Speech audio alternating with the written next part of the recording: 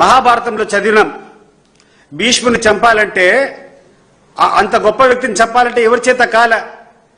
దానికోసం ఆయన చంపేదానికోసము అర్జునుడు ఒక వ్యక్తిని, నేను చెప్పకూడదు ఆ పేరు, తీసుకొని వచ్చి పక్కన పెట్టుకున్నాడు.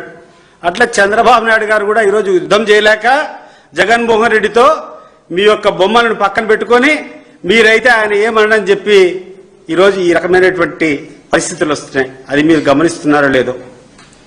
మీరు చేసేటువంటి ఆరోపణలు ప్రధానంగా వివేకానంద రెడ్డి హత్య గురించి మీరు మాట్లాడారు. వివేకానంద రెడ్డి గారి హత్యలో ప్రధానమైనటువంటి లీడ్ కానీ ప్రధానంగా ఉన్నటువంటి కథ ఏంటంటే, దస్తగిరి అనేటువంటి వ్యక్తి వైఎస్ వివేకానంద రెడ్డి గారిని హత్య చేశారు. మా ప్రాంతంలో కానీ మా జిల్లాలో కానీ వివేకానంద రెడ్డి గారికి ఒక ప్రత్యేక స్థానం ఉంది. ప్రజానాయకుడు ఆయన.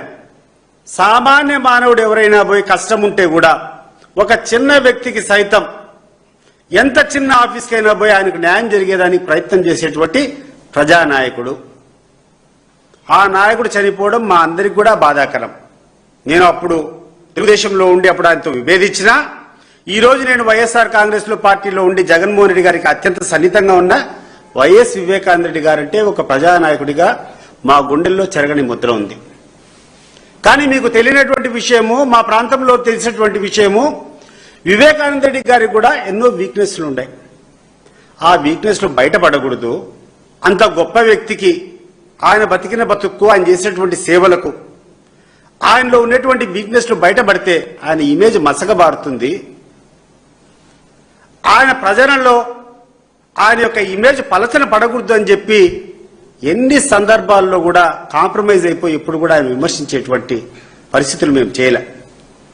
అన్నిటికంటే ముఖ్యంగా జగన్మోహన్ రెడ్డి గారు ఒక్కరోజు కూడా వాళ్ళ చిన్నానంటే గుండెల్లో పెట్టుకొని మా చిన్నాన అని చెప్పి ఆ చిన్నాన ఇమేజ్కు ఎటువంటి డ్యామేజ్ జరగకుండా కాపాడేటువంటి వ్యక్తి.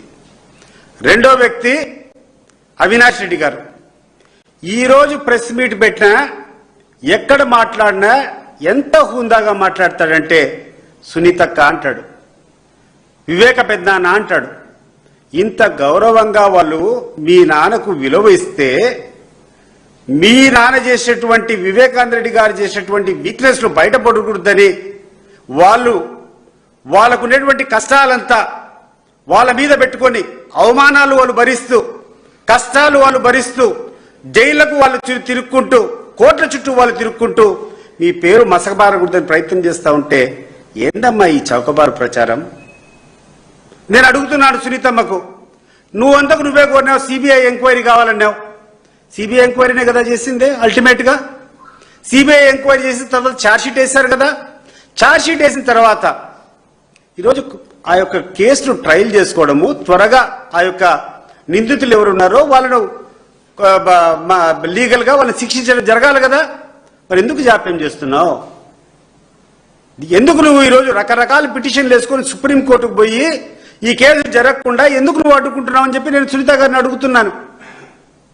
ఈరోజు ఎవరో వేసేటువంటి విచారణ అధికారి కాదు, నువ్వు ప్రత్యక్షంగా నువ్వు సుప్రీంకోర్టుకు పోయి తెచ్చుకున్న ఒక ఆర్డరు.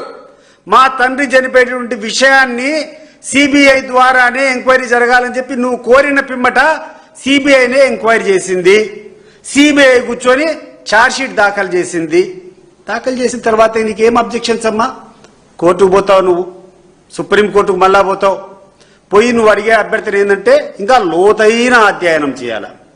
తల్లి, ఎంత లోతుగా అధ్యయనం చేస్తే నీ తండ్రికి అంత అపకీర్తి వస్తుందమ్మా. నీకు అర్థం కావడం లేదు. ఎంత లోతుగా అధ్యయనం చేస్తే అంత పాపం ఆ నాయకునికి, ఆ ప్రజానాయకునికి అప్రతిష్ట పాలు చేస్తావు నువ్వు. నీకు అర్థం